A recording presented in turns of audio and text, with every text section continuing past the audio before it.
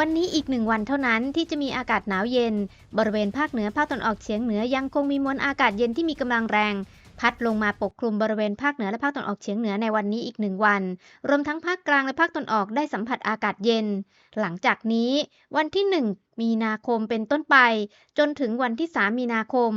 ลมตะวันออกและลมตะวันออกเฉียงเหนือจะพัดเข้าปกคลุมบริเวณประเทศไทยสภาพอากาศของภาคใต้จะมีฝนตกหนักและมีหย่อมความกดอากาศต่ำเคลื่อนผ่านบริเวณประเทศมาเลเซียบริเวณจังหวัดสงขลาพัทลุงปัตตานียะลาและนราธิวาสจะมีคลื่นลมแรงและมีฝนตกหนักติดตามสภาพอากาศระหว่างวันที่28 กุมภาพันธ์ไปจนถึง9 มีนาคม